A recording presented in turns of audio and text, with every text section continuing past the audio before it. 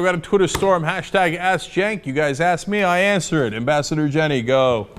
Hey everyone, first question comes from Hoyt Smith. Aliens land in your backyard, English-speaking ones, and they ask you, why is everyone so obsessed with money here? What do you tell them? First of all, I'm glad that these illegal aliens at least learned to speak English before they got here. Okay, second of all, I tell them, honestly, it's because money buys us things.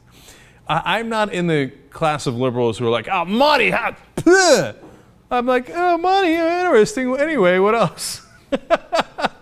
Listen, it buys us stuff. Now, if you get obsessed with money and you lose your mind over it, well, which is, by the way, it happens to a great number of people, then you miss the whole point. It's supposed to buy you things so that you're happier. The ultimate goal is to live a better life.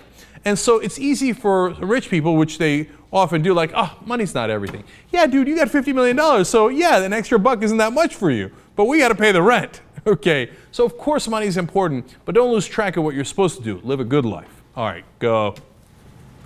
Ettore Fiorani wants to know, would you consider voting conservative in countries with more moderate ones, such as Canada? Absolutely. Not specifically in Canada. I'm not endorsing the Conservative Party there. But, you know, in Europe, I think I would be considered very moderate. And I saw when I was in France, they had had the elections, and they're like, oh, oui. Why do I have to throw that in? Anyway, and the new leader said that the taxes were going to be raised to 70%. Like, damn. Look, in America, we're massively right-wing. I just want to get back to the middle. I think 70% is pretty damn high. I think I'd be very moderate in a lot of these countries. Next. Next one's from BeepU34. If you can get rid of one person currently holding public office in the U.S., who would it be and why? Look, honestly, it doesn't matter. It's the system. It's the machine. If you got rid of one person, they'd be replaced by someone who was doing the same exact thing. Because in order to get elected, they all have to take cash. They take the campaign donations, and they do what the people who gave them the money told them to do. So replacing one person doesn't really help too much. In the old days, it would have been an easy answer anyway. I would have been like Joe Lieberman. Just out of spite.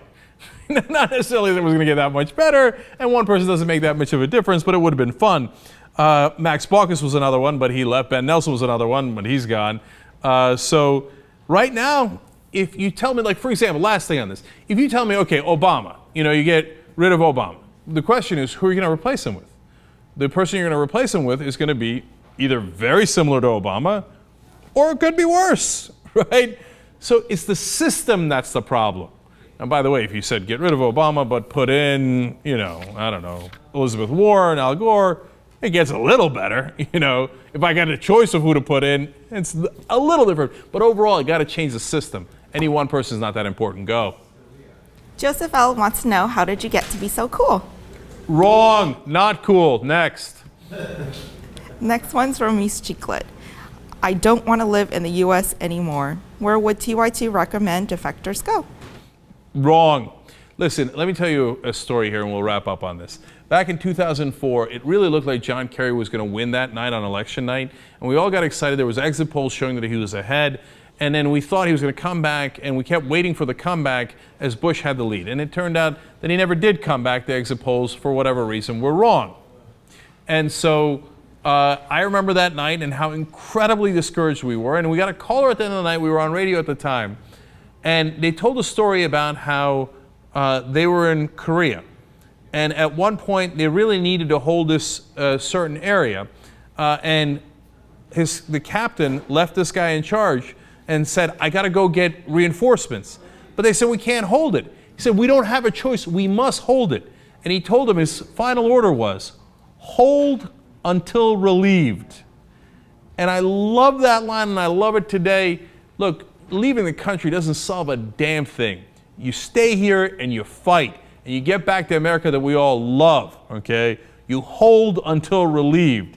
And together, we can do it together. We can take that bridge, and we can take the whole country back and get it back to what its principles are supposed to be.